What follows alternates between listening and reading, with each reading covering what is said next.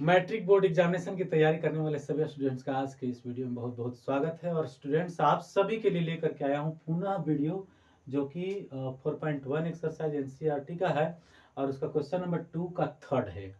तो बहुत ही अच्छे से समझने का कोशिश करिए। जो लोग इसे पढ़ लिए रिवीजन के लिए आप इसे देख लीजिए, और जो लोग अभी तक इसमें सस्पेंस रखते हैं, कन्फ्यूजन रखते हैं, आप स्टेटमेंट को इक्वेशन में नहीं बदल पाते हैं, तो आज आपके लिए वीडियो काफ़ी इंपॉर्टेंट होने वाला है। देखिए, समझिए, जानिए, और तब यदि अभी तक हमारे चैनल को सब्सक्राइब नहीं किया तो चैनल को सब्सक्राइब कीजिए। ऐसे कई सारे वीडियोज पहले भी पड़ा हुआ है, प्लेलिस्ट में जाकर के आप देख सकते हैं। 10th क्लास, 9th क्लास या और भी तरह के वीडियोज आपको मिल जाएंगे, जो आपके इस बार 2025 की परीक्षा की देने वाले विद्यार्थियों के लिए काफ़ी हेल्पफुल हो सकता है। चलिए आइए देखते हैं क्वेश्चन को कैसे हम इक्वेशन में डन करें। रोहन की माँ उससे 26 वर्ष बड़ी है। रोहन और माँ के साथ यहाँ पर बात की जा रही है। रोहन और माँ, रोहन है और उसकी माँ है, ठीक है। ये रोहन और ये माँ। तो कहा कि उससे 26 वर्ष बड़ी है। उससे मतलब इससे, अर्थात रोहन से। ऐसे भी हो सकता है कि भाई जब भी होगा बड़ा तो माँ ही बड़ी होगी, बेटा थोड़ी होगा बड़ा। तो रोहन का आयु तुम्हें जंप कर लेना है x। तो माँ का कितना हो जाएगा, 26 ज्यादा है तो प्लस 26 कर दो। हो गया कि नहीं। ये बहुत ही सिंपल बात है। हम एक ही चर को लेंगे। क्यों?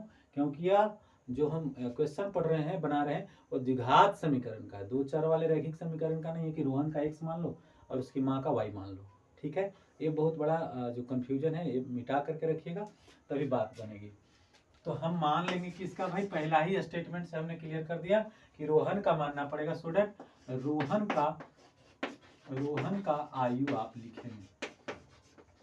तो रोहन का आयु कितना होगा बॉस? तो रोहन का आयु क्लियर हो गया x वर्ष। और बात रही उसकी माँ की, तो उसकी माँ की आयु कितनी है? उसकी माँ की आयु x प्लस 26। क्यों 26?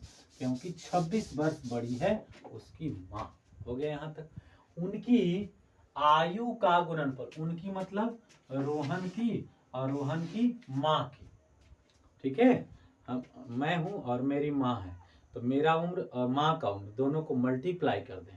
आया समझ में? आप हो, आपकी माँ है, दोनों का कोई ना कोई उम्र है, और उसको मान लो कि एक का 20 बरस है, एक का 40 बरस है, तो 20 गुने 40 गुना कर दो, 800 आ जाएगा। उसी तरह से यहाँ पर जो भी है उसको गुना कर देंगे तो गुणनफल क्या आ जाएगा, 360 आ जाएगा। ऐसा हो सकता है, कोई बड़ी बात नहीं है, 360 भी हो सकता है। तो प्रश्न के हिसाब से हमें क्या कहा जा रहा है कि इसको गुना कर दो। इट मीन्स x गुने x प्लस 26। इसे ब्रैकेट में लिखना, क्योंकि अगर बिना ब्रैकेट का ही हटा करके लिखोगे तो इसका गुना का मतलब केवल इसके साथ होगा, इसके साथ नहीं होगा। सो डेट यहाँ जरूरी है ब्रैकेट लगा देना। बराबर दोनों का गुणनफल कितना है भाई? तो 360 है। क्वेश्चन में इतना ही कहा गया था कि केवल समीकरण डन करो। इधर यहाँ तक भी आप छोड़ते हो तो नो डाउट आपको मार्क्स मिल जाएगी, क्योंकि चेक करने वाले को इतना ही जानकारी लेना है कि तुम्हें समझ में आ रहा है बात की नहीं। इसके बाद तो कैलकुलेशन की होती है, इससे गुना करना है। आगे हम एक लाइन और 2 लाइन बढ़ाएंगे, कहानी खत्म। हमें कोई वैल्यू नहीं निकालना है, रोहन का आयु जरूर ज्ञात करनी है, बट हेडलाइन में ही लिख चुका है कि समीकरण के रूप में निरूपित करें। यहाँ पर आप पढ़ सकते हैं, एक्सरसाइज में दिया हुआ है कि निम्नलिखित स्थितियों को द्विघात समीकरण रूप में निरूपित करिए। तो द्विघात समीकरण रूप में अर्थात समीकरण में ही करके छोड़ दो, इसके बाद नहीं करना है, कोई हल वल नहीं करना है। x गुने x कितना हो गया, x स्क्वायर। x गुने 26 कितना हो गया, 26 से। और 360 को बाएं ला लो तो 360 बाएं आ गया, बराबर कितना हो गया, 0। तो यहीं तक आपको काम करनी थी, इसके बाद आपको काम छोड़ देना है। और यहाँ तक का काम अगर आपको समझ में आ गया तो वीडियो को लाइक हिट जरूर करिए, सब्सक्राइब करिए चैनल को, अगेन एंड अगेन वीडियो को बार बार देखिए, आपको ये क्वेश्चन समझ में आ जाएगी। और इस तरह से स्टेटमेंट को, कथनों को समीकरण में टर्न करने आ जाएगा।